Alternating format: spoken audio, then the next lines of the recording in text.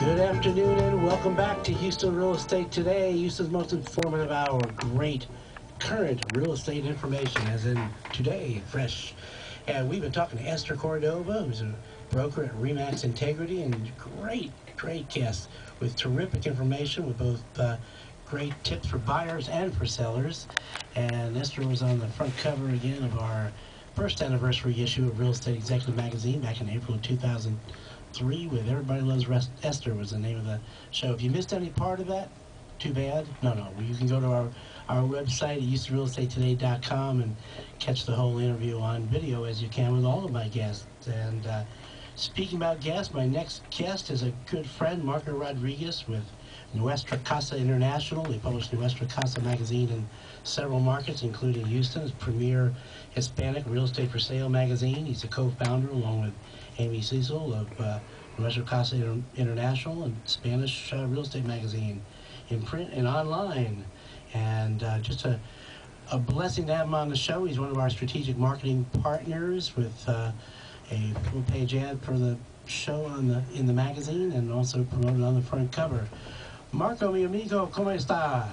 Fantastic. Thank you for having me back again, Steve. It's always a pleasure. And how is your weather over there? Well, you know, it's a little cloudy, but I'm sure it's nicer than Chicago. Oh, I don't mean that.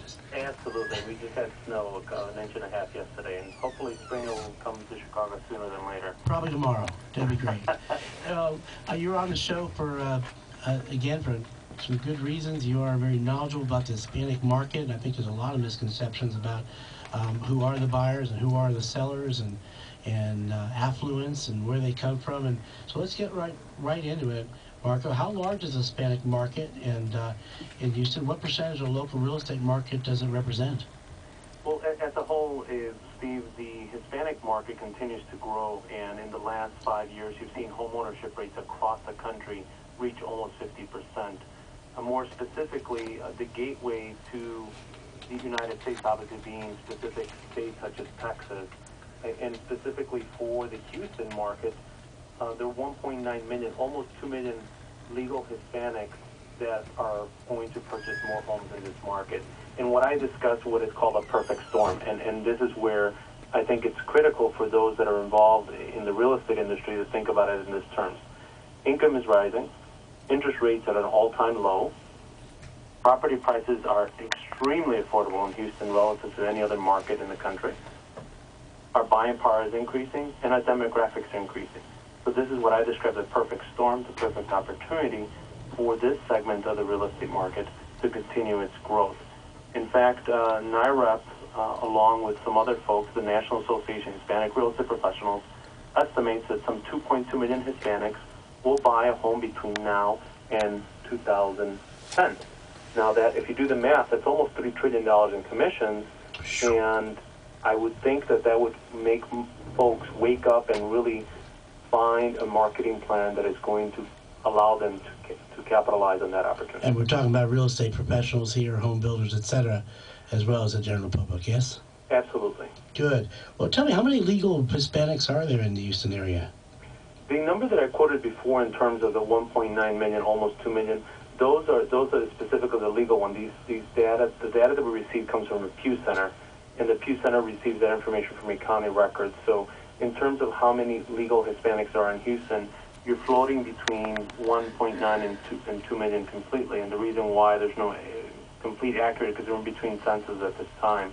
I'm sure that there are other Hispanics that use the ITIN program, which is the individual tax ID number, and we actually work with some of our clients who are advertisers with us who have special programs for those, for homeowners, prospective homeowners who can use this mechanism and increase their business. So just because they don't have a status which is more tied into immigration does not mean that they cannot acquire property. And I think knowing your market and knowing your documentation laws will allow the participants in the real estate market to really dig in and be able to work with more folks and at the end of the day, increase more revenues for their business. After all, everyone in the real estate industry are business owners. What's the median income of Hispanic consumer in Houston? That's a fantastic question. And the median household income, as is reported to us, is $54,435. And last time I checked, in terms of some of the builders that that we work with, the entry-level homes new are as little as $90,000, whether it's Lennar or Pulte or Royce Builders or some of these other participants that are large in the market. Their homes, they have starting prices from the 90s and 100s, which with a level of income, a combined household income of 54,000, it's an income to debt ratio that makes sense. So this is where you're going to see, specifically in your market in Houston, in the greater Houston area, a huge onslaught of continued growth in home ownership, even when everyone else is so concerned about media and being a little uneasy about what's going on. What percent of the market uses the internet, Hispanic consumers, to find a home or a realtor?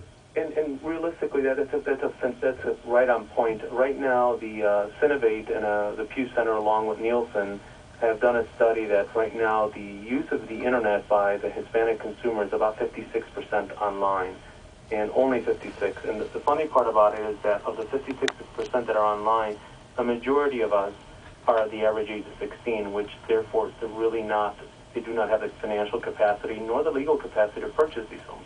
Over time, our community will gravitate to the online component as you have your traditional market. In the interim, you have to use publications that are printed and in Spanish to reach this community. And failure to do so will not allow you to have the same access as you would for your traditional market. Right.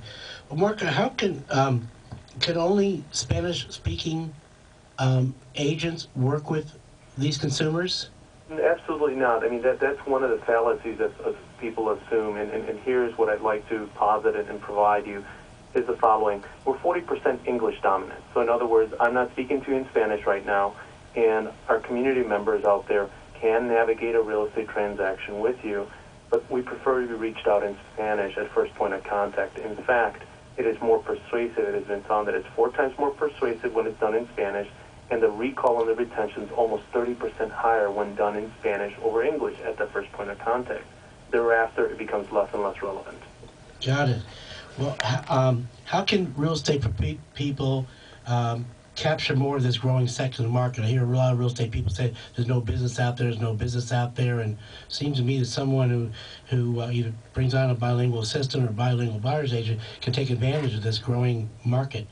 Absolutely, and here I would definitely, that is one way of doing it, but the other part is just reaching out to this community. This community wants, and it's a very close-knit community, that wants to be reached out and is very knowledgeable and aware of their cultural differences and also their buying power.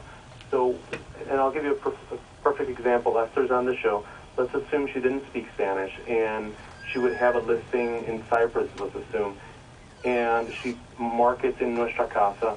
Now there's another realtor from a different organization that is working with a customer and picks up the magazine at Ninfas or Patricia's or one of the other locations that we distribute to, and they don't call Esther, but they call the other realtor. Well, that realtor at the end of the day is going to call Esther's office, schedule an appointment, and in the end maybe purchase that home that Esther marketed. So it's not just about providing access to Hispanic realtors, it's about properties. You don't just show properties to Hispanic realtors or non-Hispanic consumers. It's about everyone. And if you segment your markets, this is the most effective way of doing it, is by saying I'm going to allocate X amount of dollars in my budget to this growing market. And at the end of 2008, I'm going to evaluate what was my return on investment on that. Good information, great information. Always a pleasure to have you on the show, Marco, and I hope you come back. You're a strategic marketing partner of the show, and that means a great deal. And tell me how someone can get a hold of you or a copy of your publication. We distribute to over 1,800 points of distribution. You can find us on the web, and you can look at a distribution point at nuestracasa.com. Again, nuestracasa.com. Or they can reach us toll-free at 888-332-8366. 888-332-8366. And you do have a local representative here they can get a hold of. You want to give that information too? Absolutely. You can also connect with Antonio Gargurovich, and his contact number is 281-220-9988, 281-220-9988. And he'll be happy to meet with you and send you the relevant information regarding the Houston market. Great. Well, great publication, great people, and it's a pleasure and honor to have you as part of our team. So if you, all these shows, by the way, including Marco's first interview, is archived on HoustonRealEstateToday.com. If you have a question for Esther or a question for Marco, you can email us at info@HoustonRealEstateToday.com, and we'll pass on the question. And we'll be back with more information. We're going to have our market and financial mortgage update with my friend Renee Sabatero of Urban Financial. And I'm your host, Steve Levine. So don't go away. We'll be right back in just a few minutes with our next to last segment of the show. So stay tuned. Are you thinking about